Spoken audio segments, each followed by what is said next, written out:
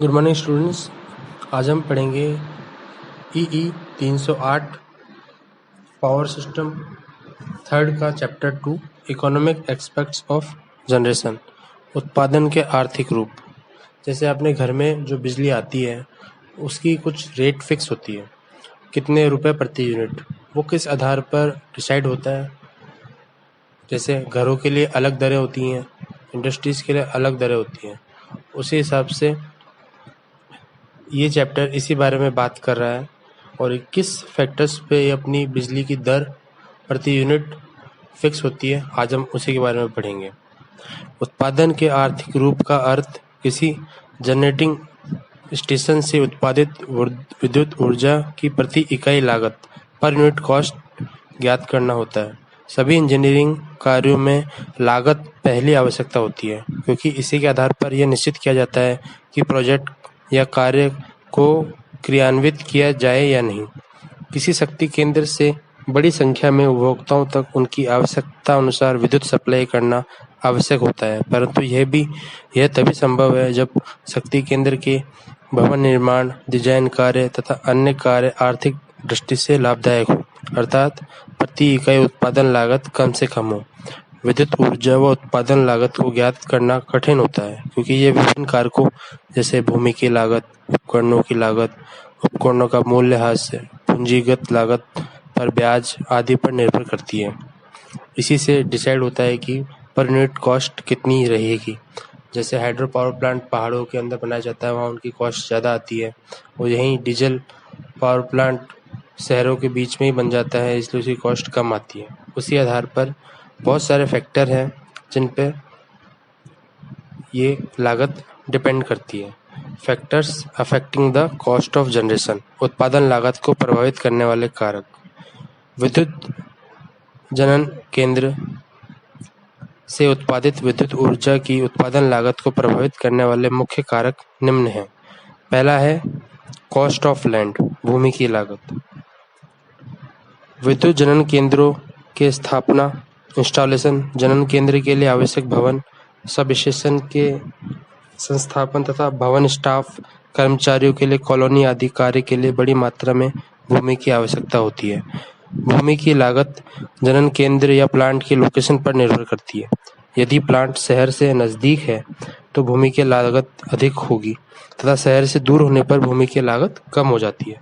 जैसे जल विद्युत केंद्र शहर से दूरी, पहाड़ी इलाकों या डैम पर स्थित होते हैं, अतः भूमि लागत कम आती है, परंतु तापीय शक्ति केंद्र शहर के नज़दीक या दूर स्थित हो सकते हैं, क्योंकि इनकी लोकेशन ईंधन के वहन तथा नदी की स्थिति पर निर्भर करती है।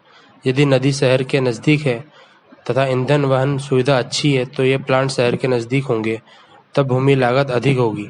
अतः भूमि लागत प्लांट की लोकेशन पर निर्भर करती है।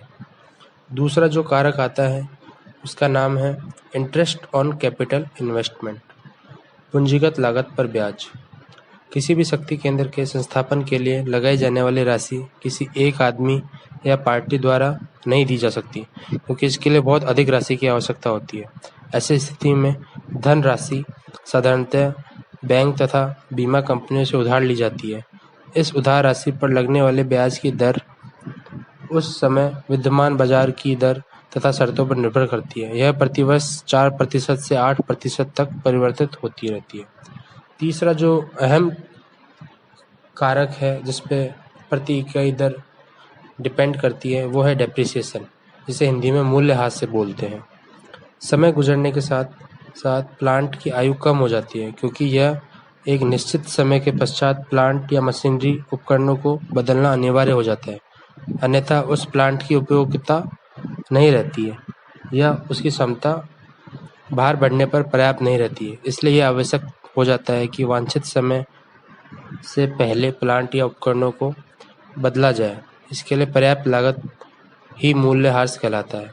मूल्यह्रास मशीनों या उपकरणों के प्रकार, संरचना, प्रयोग करने की दशा, अनुरक्षण आदि पर निर्भर करता है।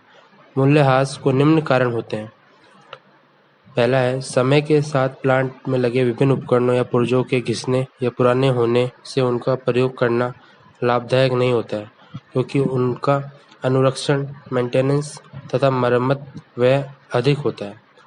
दूसरा, जनन केंद्र पर भार बढ़ने पर उपकरणों की क्षमता का पर्याप्त न होना, क्योंकि अधिक भार क्षमता के दूसरे उपकरण खरीदने की आवश्यकता पड़ती है, तब पहले वाले उपकरण बेकार हो जाते हैं। तीसरा, नए तकनीकी सुधारों के कारण पुराने उपकरणों का मूल्य समाप्त हो जाता है और आधुनिक तकनीक के उपकरण खरीदने पड़ते हैं। चौथा जो कारक है जिस पे प्रति इकाई दर डिपेंड करती है वो है उपकरण लागत, इक्विपमेंट कॉस्ट। शक्ति केंद्रों के संस्थापन तथा प्रचलन के लिए विभिन्न उपकरणों, मशीनों तथा पुर्जों की आवश्यकता होती है। इन उपकरणों की लागत समय के अनुसार तथा नई तकनीकी के अनुसार परिवर्तित होती रहती है तथा भार क्षमता पर निर्भर करती है। भार क्षमता बढ़ने पर उपकरणों की लागत बढ़ जाती है। इन्हीं कारकों पर प्रति यूनिट लागत डिपेंड करती है और प्रति इकाई दर निकाली जाती है।